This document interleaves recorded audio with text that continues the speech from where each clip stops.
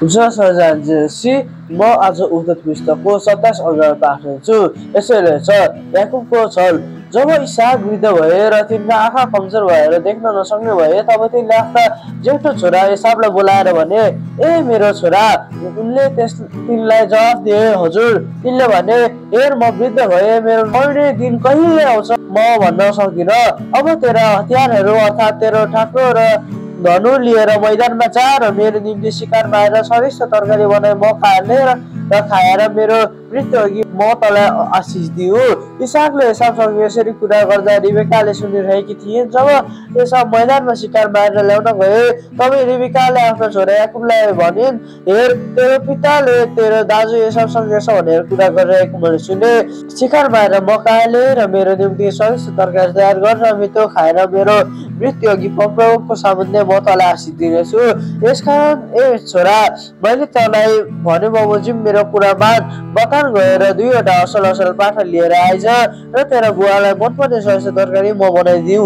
अनि तैँले त्यो तेरो बुबा कहाँ लैजा र तिनले यो खाएर आफ्नो मृत्यु अघि तँलाई नै आशिष देऊन्। याकुबले आफ्नै आमा रेबेकालाई भने, तर हेर्नुहोस् मेरो दाजु एसाव रौ नै रौ भएका मानिस हुन्, म चाहिँ रौ नभएको छु। सायद मेरो पिता मलाई छान्नुहुन्छ र उहाँको सामु म छली देख्नेछु र आशिष त होइन त म माथि शराप आइपर्ला। तिनकी आमाले तिनलाई भनिन्, हेर मेरा छोरा, तँलाई दिएको शराप म माथि नै परोस्, केवल मेरो कुरा मान र गएर ती म खाले। तब तिनी गएर ती पाठा ल्याए र आमालाई दिए र तिनले याकुबका बुवालाई मनपर्ने स्वादिष्ट तरकारी तयार गरिन्। तब घरमा भएका आफ्ना जेठो छोरा एसावका असल लुगाहरू झिकेर रिबेका ल्याइन् र कान्छा छोरा याकुबलाई लगाइदिइन्। बाख्राका पाठाका छालाहरू याकुबका हात र घाँटीका रौ नभएका भागमा तिनले लगाइदिए। अनि आफूले तयार पारेको स्वादिष्ट तरकारी रोटी आफ्ना छोरा याकुबका हातमा दिइन्। याकुबले आफ्ना पिता कहाँ गएर भने, बुबा। इसाकले भने, तको होस्। याकुबले आफ्ना पितालाई भने, म तपाईँको जेठो छोरा एसाव हुँ। तपाईँले अराउनु भए बमोजिम मैले गरेको छु। अब उठेर बस्नुहोस् र मैले ल्याएको शिकारको मासु खानुहोस् र मलाई आशिष दिनुहोस्। इसाकले आफ्नो छोरालाई भने, छोरा, कसरी तैँले यति चाँडै त्यो भेटाउन सकिस्? तिनले जवाफ दिए, परमप्रभु तपाईँको मनुष्यले मलाई सफल बनाउनु भयो। तब इसाकले याकुबलाई भने, छोरा, नजिक आइज, त मेरो छोरा एसाव हो कि होइनस् म यसो हेरौँ। याकुब आफ्नो पिताको नजिक गएर इसाकले तिनलाई छामेर भने, स्वर त याकुबको हो, तर हातहरू त एसावकै हुन्। तिनका हातहरू तिनका दाजु एसावकै हात जस्ता रौ भएका हुनाले इसाकले तिनलाई चिनेनन्। तब इसाकले याकुबलाई आशिष दिए। इसाकले तिनलाई सोधे, के त साँच्चै मेरो छोरा एसाव नै होस्? तब याकुबले जवाफ दिए, म एसाव नै हुँ। तब इसाकले भने, तैँले शिकार गरेको मासु यहाँ लिएर म खाऊ र म तँलाई आशिष दिऊ। तब याकुबले त्यो आफ्ना पिता कहाँ ल्याए र उनले खाए। अनि तिनले दाखमत पनि लगिदिए र उनले पिए। तब तिनका पिता इसाकले तिनलाई भने, मेरा नजिकै आएर मलाई मोही खा मेरो छोरा।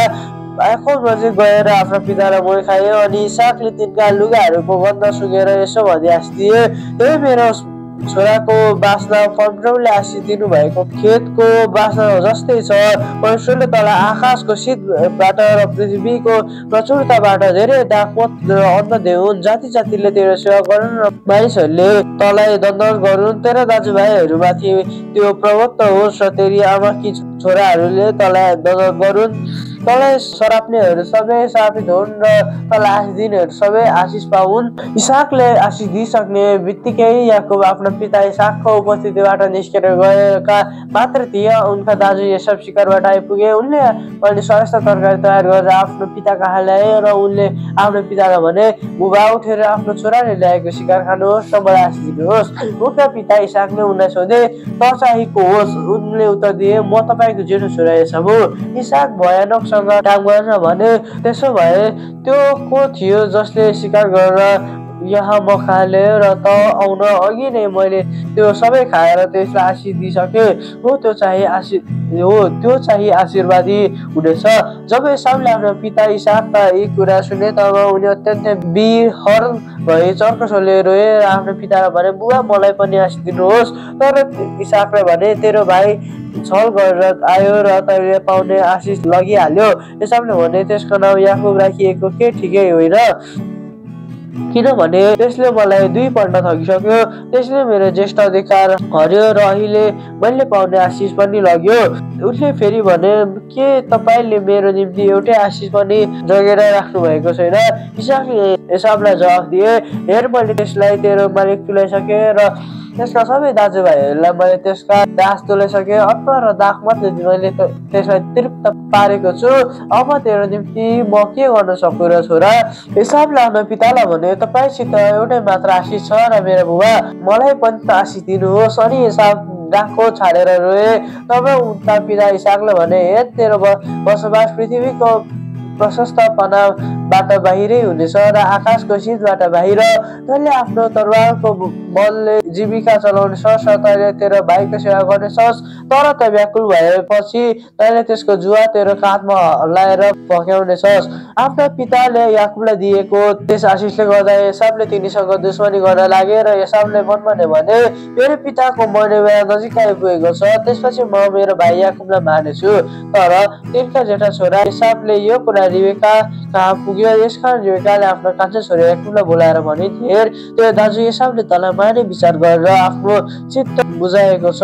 यसकारण ए मेरा छोरा, मैले भनेको कुरा मान त। हरानमा मेरो दाजु लाउन कहाँ भागेर जा र तेरो दाजुको रिस नउनुन्जेल त्यही दिन त्यहाँ उनीसँग बस। तैँले तेरो दाजुमाथि गरेको काम त्यसले बिर्सेर तँसँग गरेको रिस मरेपछि म तँलाई त्यहाँबाट लिँदा पठाउने छु। एकै दिनमा तिमीहरू दुवैजनाको वियोग मैले किन सहने? तब रिबेकाले इसाकलाई भनिन्, यहाँका हित्ती स्त्रीहरूले गर्दा जीवनै हैरान भइसक्यो। याकुबले यस देशका केटीहरूमध्ये यस्तै एउटी केटी बिहा गर्यो भने म बाँचेर के फाइदा हुन्छ? आमेन।